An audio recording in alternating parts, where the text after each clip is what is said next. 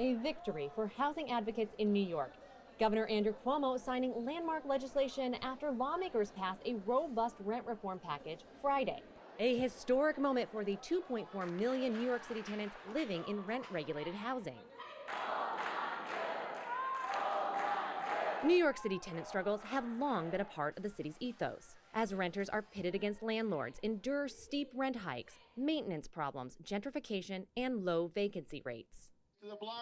Our Lady of the Presentation's pastor, Father Edward Mason, says this issue particularly affects residents in Brooklyn. The bottom line is it gives our people a whole lot more security and stability in their homes.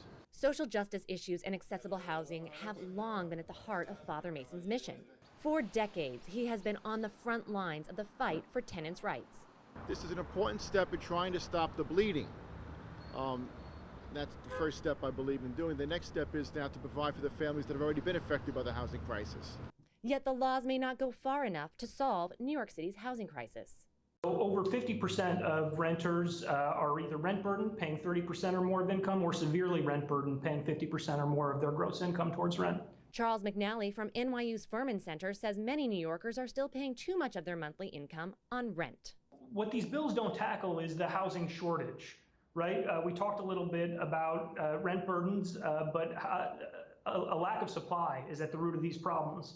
So the legislation is really treating symptoms. There's also some concern that the reforms in this rent bill might further constrain the housing supply. For months, housing advocates have organized, protested, and even been arrested battling for tenant protections. A fight Emily Rodriguez knows firsthand. Well, we live in a rent-stabilized home, but there's always like the scary feeling of what if they raise our rent too high, then what will happen? Especially with my dad losing his business, we have to hope that everything stays stabilized for us. A youth organizer for Churches United for Fair Housing, we joined her for a walk around her neighborhood. Gentrification, a common concern for many longtime residents. Gentrification is like the big picture, because even though on the outside it looks like they're putting up nice buildings in our neighborhood, at the end of the day it's not really for us. Even though we've lived here for years and nobody made anything new for us, we were just left to basically rot.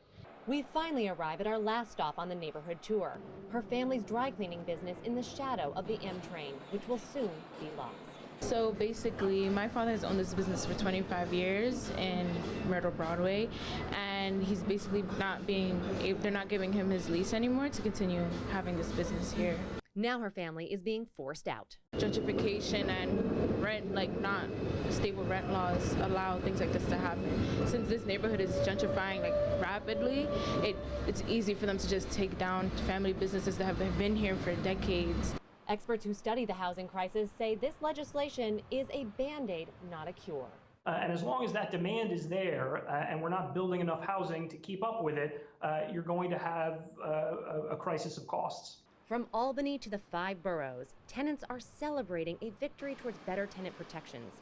But with the ink not yet dry on the new rent reform legislation, concerns still loom over many city renters. Tamara Lane, Currents News.